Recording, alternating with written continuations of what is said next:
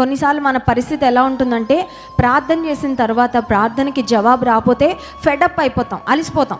ఇంకేం ప్రార్థన చేస్తాంలేండి, ఇంకా నాకు ప్రార్థన చేయడానికి ఓపిక లేదు, ఇంకా నాకు నిరీక్షణ లేదు, ముందు హోపే వదిలేసుకుంటాం. హోప్ పోయిన తర్వాత ఇంకా ప్రార్థన కూడా చెయ్యం, ఎందుకంటే ఇంకా దేవుడు ఇవ్వడేమోలే బహుశా ఈ లైఫ్ టైం కని. ఆ తర్వాత దేవుడు నేను అడిగింది నాకు ఇవ్వనప్పుడు నేను ఎందుకు ప్రార్థన చేయాలి, ఇంకా నేను ఎందుకు ఆయనకి ఇష్టంగా బ్రతకాలని కొంతమంది దేవుని మీద అలుగుతూ ఉంటారు.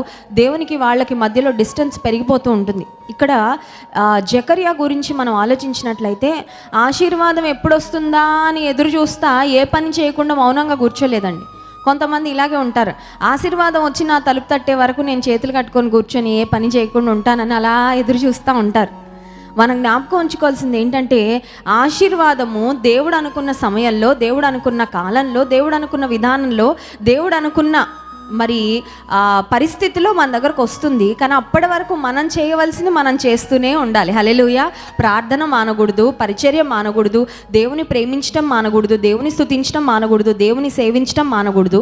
మనం చేయవలసిన పనులు మనం చేసుకుంటూ వెళ్ళినప్పుడు దేవుడు ఇవ్వవలసిన ప్రతిఫలము ఆయన తగిన సమయంలో దయచేస్తాడు. నాకు ఒక కొటేషన్ బాగా ఇష్టం. ఆ కొటేషన్ ఏంటంటే, if you keep doing what you are doing, you'll keep getting what you are getting అని.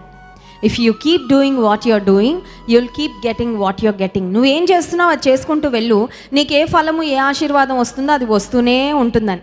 కొన్నిసార్లు డూయింగ్ మానేసి గెట్టింగ్ మీద ఫోకస్ ఉండిపోద్ది మనకి. విత్తనాలు విత్తకుండా రైతు కూర్చొని పంట వస్తుందేమో, దిగుబడి వస్తుందేమో, చాలా మంచి క్రాప్స్ వస్తాయేమో అని కనిపెడితే రాదు. విత్తనాలు విత్తుకుంటూ వెళ్ళాలి, అప్పుడు రావాల్సిన పంట తగిన సమయంలో వస్తుంది. జకర్యా అంట తన తరగతి క్రమము చొప్పున దేవుని ఎదుటే ఉన్నారు. హల్లెలూయా. చాలాసార్లు మనం ప్రార్థన చేస్తాం కదండి, దేవా నువ్వు మమ్మల్ని జ్ఞాపకం చేసుకో, మమ్మల్ని మర్చిపోవద్దయ్యా, మమ్మల్ని విడిచిపెట్టద్దు, మమ్మల్ని జ్ఞాపకం చేసుకో. ఇక్కడ దేవుని ఎదుట యాజక ధర్మం చేస్తున్నాడు అంటే అర్థం ఏంటంటే, దేవుని నుంచి దూరంగా వెళ్ళిపోలా, దేవునికి దగ్గరగానే ఉన్నాడు. దేవుని ఎదుట చాలాసార్లు మనం చూస్తాం పాత నిబంధన గ్రంథంలో కూడా, వీరు దేవుని ఎదుట యథార్థవంతులుగా ఉన్నారు, దేవుని ఎదుట నిందారహితులుగా ఉన్నారు అనే మాట. దేవుని ఎదుట ఉంటేనే క్షేమం, దేవుని ఎదుట నుండి పారిపోతే క్షేమము లేదు. కోడి గుడ్లలో నుండి గుడ్లు పొదిగిన తర్వాత పిల్లలు బయటకు వచ్చిన తర్వాత ఆ పిల్లలకు చెప్తుంది, అంటే వాటి భాష మనకు తెలియదు కానీ బహుశా ఇదే చెప్తుందేమో కోడి. ఏమనంటే, మీరు నా ఎదుటే ఉండండి, మీరు ఎంతనా ఆడుకోండి పర్వాలేదు, ఎంతనా ఎంజాయ్ చేయండి పర్వాలేదు, ఏమన్నా తినండి పర్వాలేదు, కానీ గద్దలు ఆకాశంలో తిరుగుతూ ఉంటాయి, అవి ఎప్పుడైనా రావచ్చు, ఎప్పుడైనా వచ్చి మిమ్మల్ని పట్టుకొని వెళ్ళిపోవచ్చు, కాబట్టి నా ఎదుట ఉండండి, నాకు దూరంగా వెళ్ళిపోదు. ఎందుకంటే నాకు దూరంగా ఉంటే గద్ద వచ్చి మిమ్మల్ని పట్టుకొని వెళ్ళిపోతే నేను ప్రొటెక్ట్ చేయలేను. కొన్ని ఉంటాయి కోడిపిల్లలు, వాటికి కొద్దిగా ఓవర్ కాన్ఫిడెన్స్ అనమాట. అమ్మ మాట నేను ఎందుకు వినాలి, అమ్మ ఎప్పుడు ఇలాగే చెప్తుందిలే అని అనుకొని తల్లికి దూరంగా ఎక్కడికో వెళ్ళిపోతే గద్దో కుక్కో పిల్లో ఏదో ఒకటి దాన్ని తీసుకొని వెళ్ళిపోయి చంపేస్తుంది.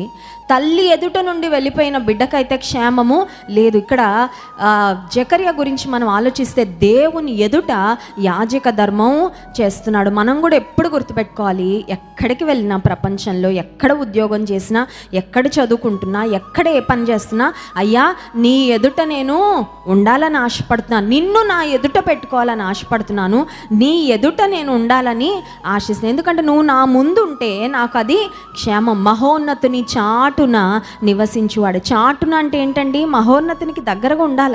సర్వశక్తుని నీడను విశ్రమించువాడు. 91వ కీర్తన అందరం కంఠస్థం చేసేస్తూ ఉంటాం కదండి. కరోనా వచ్చాక ఇంకా బాగా కంఠస్థం చేసేసాం, ఎందుకంటే వేటకాని ఊరిలో ఉండి నా ప్రాణాన్ని రక్షించును, నాశనకరమైన తెగులు రాకుండా నన్ను కాపాడుతాడు, ఆయన తన రెక్కలతో నిన్ను కప్పును, ఆయన రెక్కల క్రింద నీకు ఆశ్రయం కలుగునంటే ఈ వాగ్దానాలన్నీ మనకు టానిక్లా పనిచేస్తూనే ఉన్నాయి. ఇంకా 91వ కీర్తన.